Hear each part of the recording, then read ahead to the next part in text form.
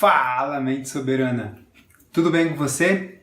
Você deve ter percebido pela imagem de capa desse vídeo que ele foge um pouco do tema dos vídeos que eu tenho gravados. Mas eu vou te explicar por que eu estou gravando esse vídeo. Agora, no meio de dezembro, eu tive no segundo módulo do Formação Internacional em Coaching Integral Sistêmico. E lá eu tive um ganho muito forte em relação a esse assunto que a gente vai falar nesse vídeo. Então algumas pessoas me procuraram, perguntando se eu poderia talvez ajudar outras pessoas que estão passando pela mesma situação que eu relatei naquele dia no curso. Então eu decidi gravar esse vídeo. Convidei minha esposa, Regina. Tudo bem? Para que a gente gravasse esse vídeo com o intuito de ajudar as pessoas que estão passando pela mesma situação. E que situação que é essa? Só para vocês entenderem um pouco, fazer uma contextualização, em 2008, Deus me deu essa bênção na minha vida, que é minha esposa. E vice-versa. E fomos muito abençoados. Nos encontramos numa época da vida muito boa, apesar da gente viver na mesma cidade, frequentar os mesmos lugares, nas mesmas épocas e nos mesmos dias até de semana e nunca termos nos encontrado antes. Ter amigos em comum, né? Ter amigos em comum e nunca termos nos encontrado. Então Deus foi nos preparando para que quando a gente se encontrasse, tudo fluísse da melhor forma. Então nós casamos dia 11 de julho de 2008 na igreja. No dia 4 de julho no cartório, uma semana antes. Civil, isso. E nós casamos, começamos a construir a nossa família, construímos o nosso lar, preparamos o nosso lar. E Deus, em 1º de março de 2013, nos abençoou com 2 bênçãos. Em dose dupla. Em dose dupla, em casal. Eu vou contextualizando, amor, e aí você, se você quiser ir, me interrompendo para acrescentar alguma informação, você fica à vontade. Combinado, tá? combinado. E Deus nos deu 2 bênçãos na nossa vida. 2 milagres. 2 milagres na nossa vida. O Henrique, carinhosamente chamado de Kik, e a nossa Helena, chamada de Nena. Nossa morena, serena, plena. Pequena, linda Helena. E nasceram no tempo certo, lógico, com um peso abaixo do normal para uma gestação única. Eles eram gêmeos, mas aparentemente muito saudáveis os dois. Enquanto a gestação de um bebê só, a criança nasce 2.900, 3,5 kg, nossos gêmeos nasceram com 2.500 a Helena e 2.300 o Henrique. Nasceram no dia que eu completei 38 semanas, né? Então é o que a gente costuma chamar de bebês que nasceram a termo. Nasceram chorando, tudo correu muito bem, não precisaram ir para UTI, né? Logo eles estavam no quarto junto com a gente. Então, assim, para uma gravidez gemelar que gera tanto receio assim nas mães, principalmente nas de primeira viagem, foi um parto tranquilo, correu tudo bem, né, amor? Graças a Deus.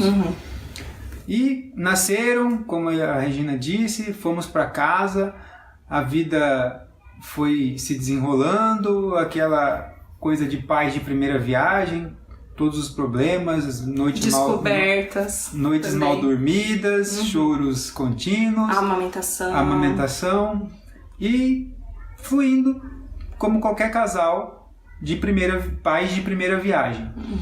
E na segunda... Terceira? Que eles tiveram uma consulta 2, 3 dias depois que tivemos altas da maternidade, a consulta de 1 mês e aí a consulta de 2 meses. Isso, então na consulta de 2 meses, a pediatra deles auscultou um sopro no coração do Henrique.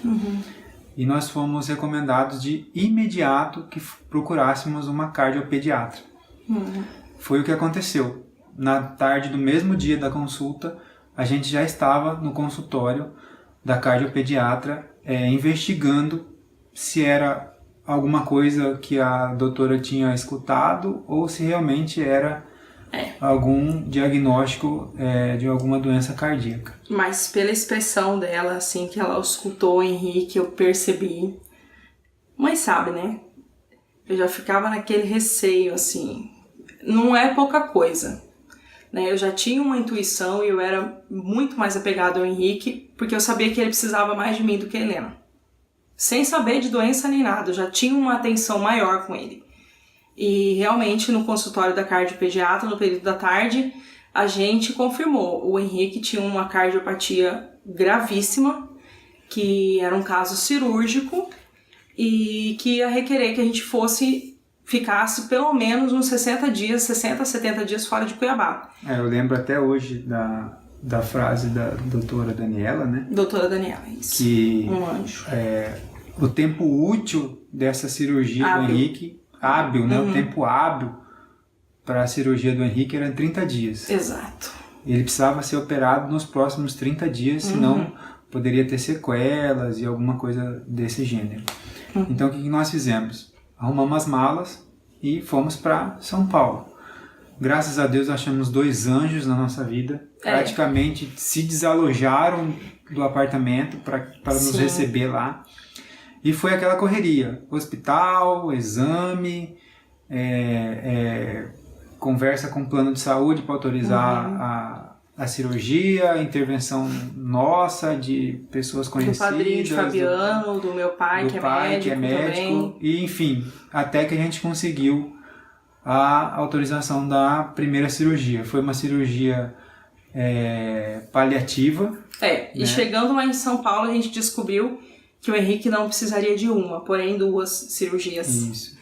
Né? Porque no peso que ele estava e na situação que ele estava, ele estava abaixo do peso. Era necessário que ele ganhasse peso para fazer a cirurgia definitiva. Então ele fez uma primeira cirurgia, que era para ele crescer, ganhar peso, se desenvolver, que foi uma bandagem que foi feita. Na verdade, nós nem falamos qual que era o problema que tinha. Eu falo, tem nome, sobrenome e trinome. O Henrique tinha uma dupla via de saída do ventrículo direito, transposição das grandes artérias, múltiplas CIVs, que são comunicações entre os ventrículos, e CIAs, que são comunicações entre as artérias. Para quem é leigo, e eu também sou, só que por causa de tudo que a gente passou, a gente ficou passando a saber um pouquinho mais. Estudamos, o coração do Henrique foi formado do avesso. O sangue arterial misturava com sangue venoso, e isso comprometia a oxigenação no corpo dele, e assim, com pouco oxigênio no sangue, você não cresce direito, você não se alimenta direito, você não ganha peso direito, enfim, todo o desenvolvimento dele estava comprometido por causa dessa doença, né, desse coraçãozinho bem problemático. Então, foi feita uma primeira cirurgia, que foi uma bandagem, para que o fluxo de sangue diminuísse um pouco, e ele se desenvolvesse, ganhasse peso, para a cirurgia definitiva, que era a cirurgia que ia resolver o problema dele. A corretiva, né? A corretiva. O Henrique estava nas mãos do melhor cirurgião cardiopediatra possível do mundo. Não do Brasil, não, do mundo mesmo. O cara, ele já deu entrevista no Fantástico contando com uma paciente que só simplesmente a menina sobrevive com 2 corações dentro do corpo dela. Essa menina é paciente dele. Já deu matéria no Fantástico. Vem médicos universitários, professores, catedráticos dos Estados Unidos, do Japão, de todos os lugares do mundo treinar com esse médico aqui no Brasil, em São Paulo. Inclusive hoje ele mora nos Estados Unidos, ele foi embora daqui para continuar passando as técnicas dele adiante. E foi o médico que desenvolveu a técnica para resolver o problema que o Henrique tinha no coração. Então ele estava na mão do médico certo. Deus arquitetou de uma forma para que ele tivesse na mão do melhor para resolver o problema dele. Então ele fez essa primeira cirurgia, nós retornamos para a nossa cidade natal, e a previsão era que ele operasse quando ele fizesse 1 ano. Próximo, um ano ou próximo disso, né? E eu lembro que antes da cirurgia ele precisava fazer um exame, angiotomografia, que dependia de UTI. E vocês sabem, UTI, não sei se vocês sabem, mas UTI não se reserva, não tem como agendar uma UTI, é a hora que a UTI está livre. E a gente estava naquela ânsia de resolver logo o problema do Henrique. A gente queria ver o nosso filho saudável, feliz, crescendo de forma normal, acompanhando o desenvolvimento da irmã, porque ele tinha um déficit de desenvolvimento motor por causa desse problema, por falta da oxigenação. Então a gente queria na verdade a gente queria resolver o problema dele rápido.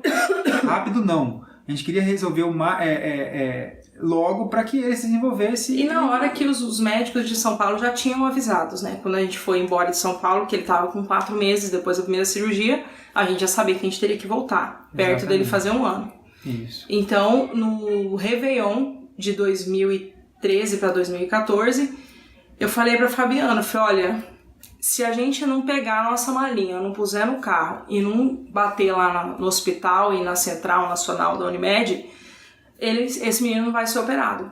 Se a gente ficar tentando resolver as coisas pelo telefone, tem vaga, dá para agendar o exame, né? Não ia acontecer o negócio. Então, assim, mais uma vez, nossos amigos, a Cândida e o Sérgio, que são verdadeiros irmãos pra gente, nos receberam de braços abertos, não só a nós, como a minha sogra, a dona Eva, mãe do Fabiano, foi com a gente para São Paulo. Você imagina uma viagem de mais de 1.000 quilômetros. 2.000, né? Mais de 2.000 quilômetros. Com 2 crianças. De carro, com um bebê conforto, mala, fralda, enfim, tudo que requer, né? Mas assim, foi tudo tranquilo, graças a Deus. Então, assim, com a ajuda da nossa sogra e de Deus, a gente conseguiu fazer uma viagem sem nenhum percalço. Chegamos bem em São Paulo no dia 7 de janeiro de 2014. Chegamos lá. E aí começou a maratona. Liga na Unimed, liga na Beneficência Portuguesa, que foi o hospital onde o Henrique foi operado. Liga no laboratório que faz o exame. Enfim, a gente ficou do dia 7 de janeiro ao dia 23 de janeiro em São Paulo, passeando, né? Esperando as coisas se resolverem. Até que no dia 23 de janeiro surgiu uma vaga na UTI. Isso. E o Henrique pôde ser internado para fazer esse exame, que também correu tudo bem. Ele tem que tomar uma anestesia geral, né? Porque é um raio-x que faz de todas as veias do corpo, né? Eles examinam todas as veias, todas as artérias do corpo do bebê. Então, para ele não pode mexer, por isso a anestesia geral e por isso a necessidade da UTI. Enfim, fez o exame, deu tudo certo. Isso. E aí começou a nossa luta, a nossa correria para autorização da cirurgia. Então, de 23 de janeiro até o dia 19... Ele foi internado dia 18 de fevereiro. Dia 18 de fevereiro, que surgiu a vaga para ele ser operado. E na verdade, ele já tinha autorizado. Nós passamos todo esse tempo em São Paulo, aproveitando os amigos e os nossos filhos e todo mundo.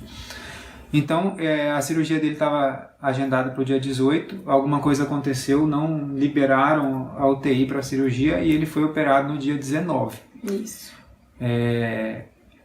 A gente tem essa última foto que a gente tirou dele ainda na maca, subindo para o centro cirúrgico. Foi a última foto que a gente tirou dele, nós três. Eu na maca com ele. Isso. E sentadinho. Ele subiu, para o centro cirúrgico, nós descemos, ficamos na sala de espera. A cirurgia demorou praticamente 10 horas mais ou menos. Por aí. E a gente na recepção da UTI cardiológica. Vendo de tudo, né? Isso, passavam gente sorrindo, gente chorando, gente caindo no chão, médicos, desmaiando de chorar. Uma situação que eu não desejaria para ninguém. E nisso que a gente estava ali, o Dr. Zé Pedro saiu da cirurgia, nós fomos conversar com ele Disse que a cirurgia tinha ocorrido tudo bem, que tinha sido um sucesso. Ele até fez de brinde, o Henrique tinha o freio da língua preso. Isso. Né? Aí eu perguntei na sala de cirurgia, todo mundo de máscara já, eu muito enxerida que sou, falei, se não for atrapalhar a intubação, será que tem como dar um pique embaixo da linguinha dele, para ele desenvolver melhor a fala e a amamentação futuramente? Aí a doutora até falou, olha, fiz a linguinha também. Isso, né? Então a cirurgia ocorreu tudo bem. Eu lembro que, eu acho que foi mais de 9 horas, amor, porque já estava perto da visita, a visita era 18 horas. Foram praticamente 12 horas, praticamente 12 horas de cirurgia. E aí ele falou, ó, eles estão terminando, porque você sabe, o cirurgião entra para fazer a cirurgia, todos os restos do procedimento, de fechar, de costurar, suturar. A equipe desse médico são 40 médicos, entre professores, residentes, internos, auxiliares, instrumentistas, enfim, é muita gente ao redor aprendendo com esse outro médico, né, que é o chefe da equipe. Então ele disse, olha, eles estão terminando, já está quase na hora de visita, então vocês ficam já para entrar para ver o Henrique. Ele tá com marca-passo, eu lembro que ele falou, nós tivemos, então assim, ele vai ficar com marca-passo de 24 a 48 horas. Essa fase inicial, né? Essa fase inicial, por causa da cirurgia. E a gente entrou. Quando a gente entrou, o Henrique já não estava com marca-passo. Ou tava com marca-passo ainda. Mas estava desligado. Estava desligado. E todo mundo dizendo que a cirurgia tinha ocorrido da melhor forma possível, que tinha sido um sucesso e tal, e a gente... eu não esqueço que ele tava só de fralda, né? Entubado, logicamente, respirando com a ajuda de aparelhos, se recuperando da anestesia, né? E a gente já percebia que ele não tinha mais a cianose, que é a pele azulada, né, as unhas azuladas por causa da mistura do sangue arterial com o sangue venoso. A gente percebia que ele não tinha mais uma depressão assim no abdômen, vínculo, né? De tanto que ele se cansava muito para respirar. Então assim, era outra criança. Sim, exatamente. Você já via ali que alguma coisa tinha sido resolvida. Exato. E a enfermeira sentada... Uma enfermeira sentada do lado do leito dele da UTI. Ou seja, aquela mulher estava ali unicamente para observá-lo. Isso ficou bem claro pra gente. Então a gente passou o horário de visita, fomos para casa, todos alegres. Ele tentou abrir o olho. Lembra, pai? Meio assim, tô anestesiado, não tô ouvindo minha mãe e meu pai, mas aí ele fechou o olhinho de novo. Foi a última vez que a gente viu ele acordado. Isso. Entre aspas, né? Acordado. E aí a gente foi pra casa, todos felizes, empolgados, que a cirurgia tinha acontecido tudo bem. E fomos pra Helena também, né? Isso, porque a Helena que tava tinha passado o dia inteiro, a Helena mamava no peito, né? E também. Às 6 horas da manhã, toca o celular, uma ligação do hospital, dizendo que os médicos queriam falar com a gente. Com urgência. Com urgência. Que era pra gente ir de imediato pro hospital. Que tinha havido não é evolução, mas uma mudança no estado dele da UTI. Que tem o estado regular, que na UTI nunca é bom, né? Então começa com regular, aí vai pra grave e aí vai pra gravíssimo. Então assim, havia ocorrido uma mudança no estado dele, ou seja, no mínimo tinha ido de regular pra grave, né? Só que eles não falam pelo telefone. A equipe do Dr. José Pedro está requisitando a presença de vocês aqui com urgência. E nós saímos correndo, e eu lembro até hoje que a gente chegou na porta da UTI. Eu não percebi isso, quem percebeu foi você. Fui eu. Eu falei assim, vocês são os pais do Henrique? Aí Regina falou... Não, na verdade era uma segurança mulher. Aí eu cheguei e falei assim, bom dia, nós somos os pais ela completou, do Henrique Neves Pereira. Eu falei... Eu não falei de quem que eu sou mãe. Aí ela entrou, né? entrou e você... Aí ela falou assim, não, eu vou avisar que vocês já estão aqui. Aí eu falei assim, nessa hora, foi a única vez que eu descompensei. Eu olhei pra Fabiana e falei, nosso filho tá morto. Nosso filho tá morto, mataram meu filho, eu quero meu filho. E foi que eu perdi o chão, Fabiana teve que me segurar pra eu não cair no chão, eu chorando, gritando... que eu quero meu filho, que eu não chamei esse menino a vida inteira para que ele ficasse só nem um ano, na época, nem um ano aqui na Terra com a gente. Aí Fabiano me acalmando, calma, você não sabe. Que eu falei assim, amor, presta atenção. O que aconteceu? Na minha cabeça, e realmente foi isso. Já avisaram a segurança, vai chegar aí a mãe, os pais, ou a mãe ou o pai, ou ambos, de um paciente chamado Henrique, você segura aí que o negócio é tenso, né? Você já fica de olho na reação dessas pessoas, porque não vai ser fácil. Então assim, eu ainda falei pra ela, como que você sabe o meu nome? Ela falou assim, como que você sabe o nome do meu filho? Ela falou assim, não, é porque a gente tá acostumado. Eu falei, eu nunca vi você aqui na porta dessa UTI, nunca. E não tinha visto mesmo, geralmente era segurança homem. Nesse dia Era uma segurança mulher, uma morena alta, bonita. Tinha uma outra mulher, mas era uma baixinha de cabelo curto. Essa era morena alta de cabelo comprido. Tava amarrado num rabo de cavalo. Então eu falei assim, como assim você sabe quem é o meu filho se eu nunca te vi aqui? Foi aí que a ficha caiu, né? Alguma coisa muito grave aconteceu lá dentro. E aí a gente ficou ali esperando mais de hora, né? 1h30. 1h30. Aí nos chamaram e aí veio a notícia. O Henrique, durante a noite, teve uma parada cardíaca. O Dr. Zé Pedro fez massagem cardíaca direto no coração, então, ou seja, abriu a cirurgia e ficou massageando o coração. Desfez tudo que ele tinha feito. Toda a cirurgia que tinha sido feita foi desfeita por causa da massagem, porque ele precisava de uma máquina chamada ECMO, que é uma máquina que filtra, que faz a função do coração. E do pulmão. E do pulmão, porque ele sai do corpo, o sangue passa por essa máquina. A máquina filtra e oxigena o sangue. Oxigenada e volta para dentro do corpo. Fora do corpo. E né? demorou. São Paulo, tudo trânsito. Muito longe, trânsito, e por isso a cirurgia tinha sido toda desfeita. E ele estava em ECMO nesse instante. Isso foi no dia 20 de fevereiro. E aí, a luta diária. Todo dia eles tentando tirar o Henrique do ECMO para poder subir para o centro cirúrgico novamente para refazer a cirurgia, e não conseguiam tirar. Quando pinçavam as mangueiras que passavam para a máquina, o batimento caía.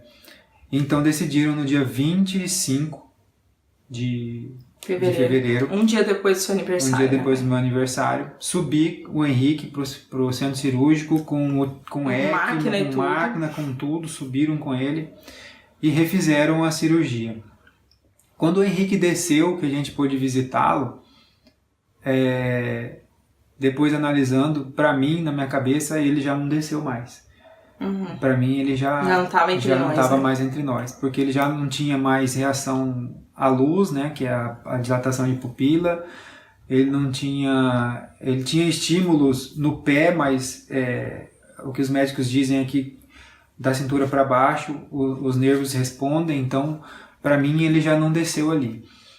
E já com os olhos com pomada para ser lubrificado, a boquinha seca, e para mim dali ele já... Em coma, né? Em coma, ele estava em coma. E o que sucedeu daí para frente foi que os exames eletroencefalogramas não davam mais resposta elétrica, ele não tinha mais estímulos elétricos no cérebro. E pelo protocolo médico, 3 exames seguidos com o mesmo resultado já poderia ser suficiente para que fosse decretada morte cerebral. Morte cerebral. 3 eletros seguidos sem resposta. Sem resposta, que foi o que aconteceu. Então eles nos chamaram. Eu lembro que a gente estava... a gente foi à igreja, na capela que tinha lá, né, amor? Foi. Margarida Maria. Na igreja Margarida Maria. E a gente rezou. Eu mais chorei do que rezei. Rezamos e fomos para o hospital. Ainda foi solicitado um exame chamado Doppler, Ecodoppler transcraniano, que via toda a parte interna do cérebro para ver se realmente tinha alguma função ainda cerebral. E realmente não tinha. Com esse exame ficou confirmado a morte cerebral do Henrique. Um pouco antes disso, nós entramos, ele já estava numa ala separada da UTI, estava no isolamento. A gente entrou, ajoelhou no leito que ele estava, e ali a gente fez uma oração muito forte e muito sincera para Deus. A gente rezou que se fosse para o Henrique ficar, ele podia deixar o Henrique do jeito que fosse, que ele era nosso. E a gente ia cuidar dele com todo o amor e carinho que a gente sempre cuidou. Para nós não ia fazer diferença o jeito que ele ficasse pra gente. E foi muito forte essa oração. Eu lembro que tinha uma enfermeira ali com ele, ela também se emocionou muito nessa hora, a gente estava muito emocionado. E aí depois foi feito esse exame e nós precisávamos tomar uma decisão, que era autorizar, desligar os aparelhos, porque ele já não estava mais ali, ele estava em morte cerebral. E aí eu lembro que eu conversei com o médico e disse assim pra ele, isso era dia 28... 28 não era de fevereiro. bissexto esse ano. Não, foi 28 de fevereiro. Uma sexta-feira de carnaval. Uma sexta-feira de carnaval. E a gente, o médico nos chamou, nos falou que a gente precisava fazer essa autorização. E eu lembro que eu perguntei pra ele, eu falei, depois que desligar, quanto tempo ele ainda vai ter função vital? Coração, pulmão e tal. Ele disse assim, olha... porque ele estava sendo mantido vivo pela máquina. Então, assim, ele teria alguma autonomia de circulação e de filtragem de sangue pelo pulmão depois do desligamento da máquina? Até perguntei se ele teria algum sofrimento, se ele ia sofrer, não, porque já estava inconsciente, já estava em morte cerebral. E ele disse para mim que em torno de 1h30, 2 horas, todas as funções vitais do Henrique iam parar. A gente autorizou, eram umas 9 horas da noite, a gente autorizou desligar as máquinas. E no outro dia era aniversário da Helena e dele de nascimento, dia 1º de março. De 2014. Então, não foi um dia muito fácil. Ele, em vez de demorar 1 hora, desculpando interromper... Não, eu ia falar isso mais pra frente. Porque eu só descobri depois que eu fui lá fazer o reconhecimento. Perdão. Então, no outro dia, foi um dia bem misto de emoção muito grande, porque era aniversário de nascimento deles, da Helena, que estava ali, e a morte do Henrique. Até então, no dia anterior, no dia 28. Dia 28 a gente achava, né? E eu tive que fazer o reconhecimento do corpo, fazer a liberação para o corpo poder vir para a nossa cidade para fazer o enterro. Na verdade, o Fabiano, enquanto o chefe da nossa família, que ele sempre foi, ele me poupou de muita coisa. E uma das coisas foi essa questão do reconhecimento do corpo. Então, eu sou eternamente grata a ele por isso, né? Muita coisa que ele enfrentou sozinho, porque eu estava em casa com a Helena e ele não queria me fazer, enquanto mãe, passar por tudo isso. E no laudo de óbito dele, a hora que as funções vitais todas pararam foi 5 horas da manhã. Então ele ficou exatos 365 dias, 1 ano ele ficou com a gente. E foram, digamos, com todos os percalços, foi o melhor ano da minha vida. Foi o ano que eu tive os meus 2 filhos comigo, a minha esposa, a nossa família completa. Sim. E a gente fica tentando achar a justificativa no início. Não tem justificativa, não existe um porquê isso aconteceu. Não. E eu tinha isso ainda dentro de mim. Por mais que eu conversasse com as pessoas e falasse que tinha que ser assim, era assim que tinha que acontecer, eu tinha essa dúvida dentro de mim. E lá nesse formação nós fizemos uma dinâmica, um exercício, e que a gente faz o que a gente chama de caminhos de recurso, para alcançar algumas metas que a gente tinha. E um dos recursos que eu pedi foi fé, que eu precisava de fé para realizar algumas metas que eu tinha. Não tem outro caminho. Não tem outro caminho. E aí você precisa ir para uma época ou para uma situação da sua vida onde aquele recurso estava muito intenso em você. E eu voltei na sala de cirurgia, exatamente da UTI. Na sala da UTI, exatamente no momento que a gente estava ajoelhado e dizendo para Deus que se fosse para ele levar o Henrique de volta para os braços dele, que ele poderia levar. E nesse momento, eu senti muito forte a presença de Deus. Eu até comentei com a Regina que para mim... durante o seu depoimento na formação. Nesse momento do exercício, eu me senti nos braços dele. Eu tinha muita dúvida quanto o pai que eu fui pro Henrique. O pai sempre tem aquela questão de culpa, né? Será que eu fui um bom pai? Será que não? Foi só um ano. Às vezes a gente se perde a paciência, pai de primeira viagem, pouco sono, e às vezes a gente perde a paciência. E nesse momento Deus olhou para mim e falou assim, eu escolhi você para ser o pai do Henrique. Você foi o melhor pai que ele poderia ter. E isso me trouxe um conforto muito grande, porque você ouvir isso é muito reconfortante. E a gente sempre tratou esse assunto do luto com muita naturalidade, tentando ser muito natural. Apesar de ser contrassenso, apesar de que um pai nunca quer enterrar um filho, é contra o ciclo da vida. O ciclo da vida é os filhos enterrarem os pais. Então é muito dolorido você enterrar um filho. E ele disse assim, eu escolhi você foi o melhor pai para o Henrique, porque eu tinha certeza que mesmo sem entender, você aceitaria a minha vontade de que quando eu precisasse do Henrique de volta, eu traria ele para mim. Então, nesse momento, algumas pessoas depois disso vieram conversar comigo, e é por isso que a gente está gravando esse vídeo, porque a gente tem um conceito sobre o luto que é um pouco diferente. A gente sabe que dói. Algumas pessoas falam de superação do luto. Eu não acredito na superação do luto, porque você superar uma situação é você ultrapassar essa situação, não te incomodar e não acontecer mais na sua vida. E superação o luto você nunca vai, eu pelo menos nunca, não é questão de superar. A dor continua, é menor, a saudade continua. Tem dias que são melhores, são maior, a saudade é maior, tem dia que a saudade é menor, tem dia que a dor é maior, tem dia que a dor é menor. Então o luto você aprende a conviver com ele. Você aprende a conviver com a dor. Então eu não acredito na superação. E qual que é a forma que a gente, que eu falo a gente porque a gente conversa sobre isso, porque é natural a gente conversar sobre isso. E a gente precisa conversar sobre isso. E a gente precisa colocar isso para fora. E conversar sobre isso faz um bem danado. Exatamente.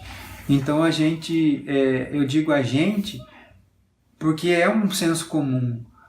Eu lembro do Henrique, é claro, às vezes vem as imagens de tudo que aconteceu, da cirurgia, de tudo, mas eu faço um esforço para lembrar do Henrique nos melhores momentos que eu tive com ele.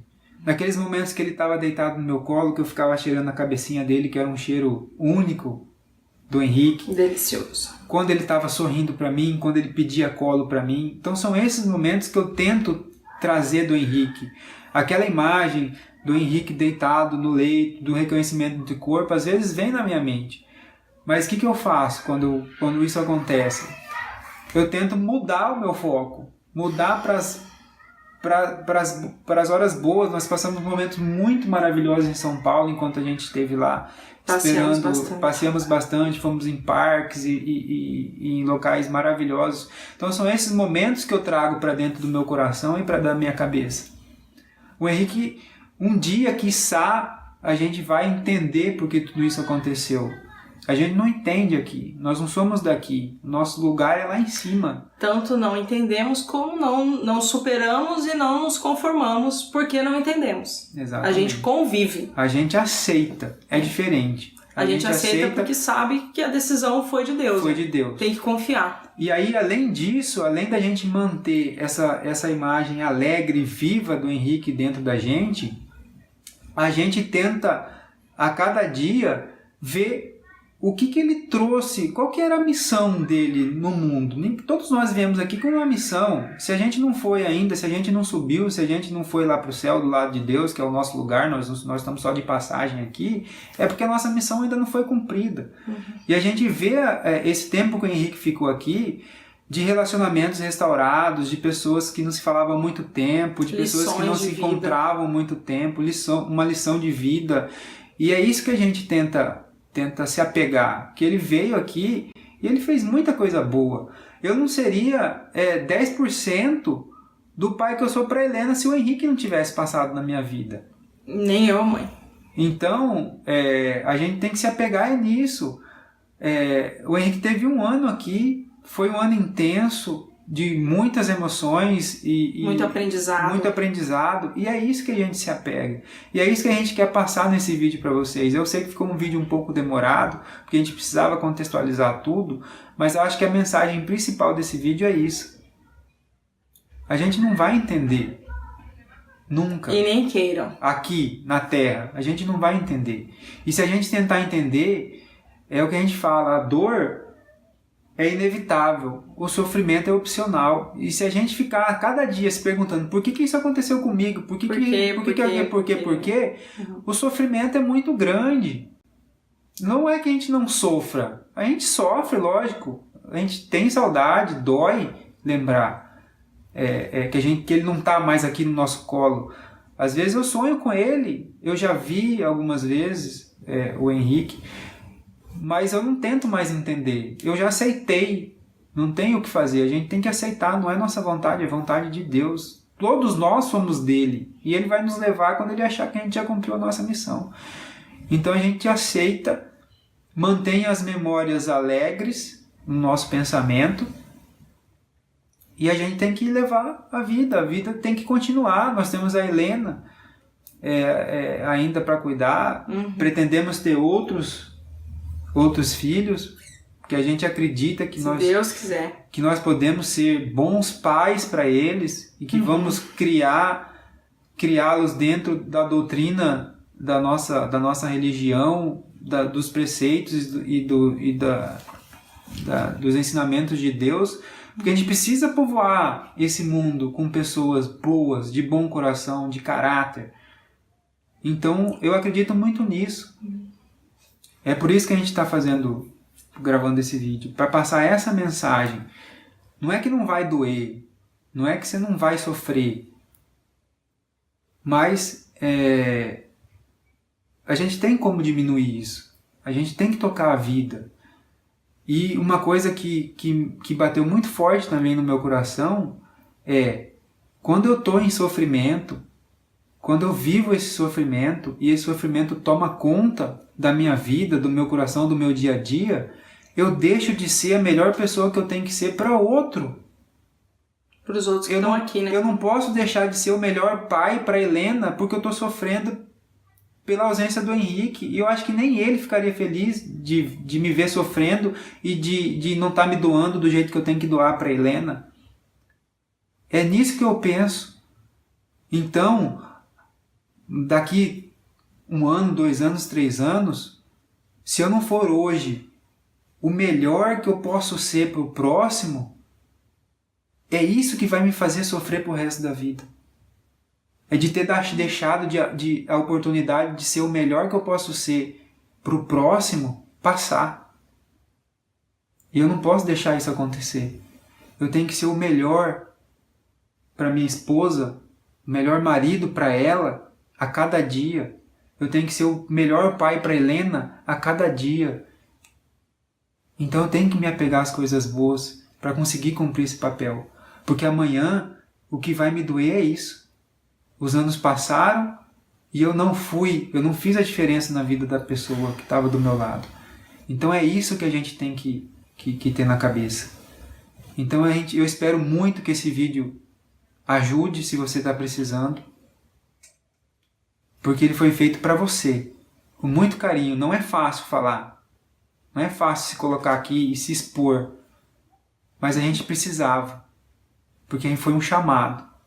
Nós somos convocados a fazer isso. Nós estamos aqui de coração aberto, gravando esse vídeo para você. E se você precisar de qualquer coisa, é só deixar aí no comentário, mandar e-mail, e que a gente vai fazer o possível para te ajudar. O que tiver ao nosso alcance, né? Sim. Então, você quer deixar alguma mensagem final? Só para as pessoas se permitirem ter essa fé. É uma coisa assim que eu não sei explicar de onde vem ou de onde surgiu esse sentimento. De que eu até escrevi uma mensagem no meu perfil do Facebook no dia que a gente soube que teria que desligar as máquinas, né? Que foi: seja feita a vossa vontade, né?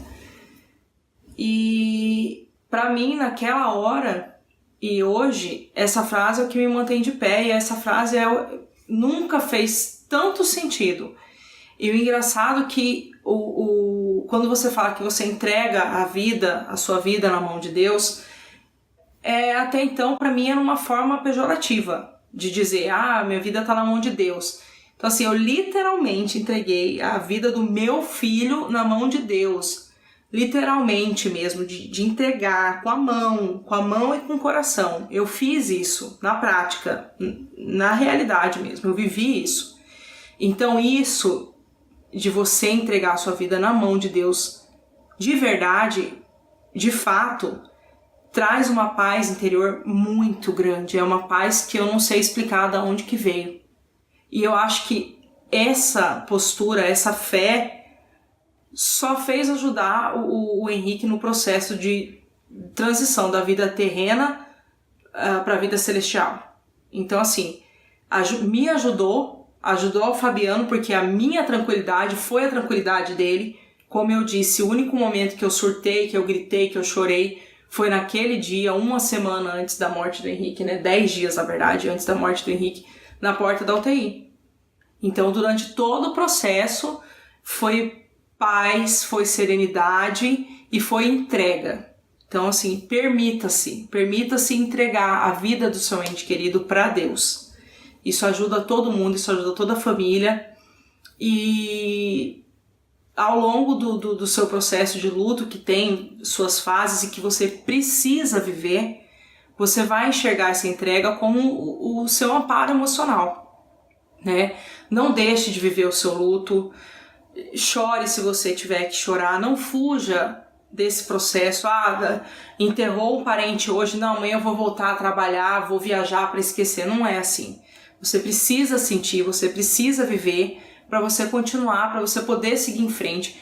Procure ajuda profissional, ajuda psicológica, ajuda médica, se for o caso. Eu precisei, né? Eu acho que um mês de terapia. Hoje em dia existe terapia especializada em luto, em situações de luto.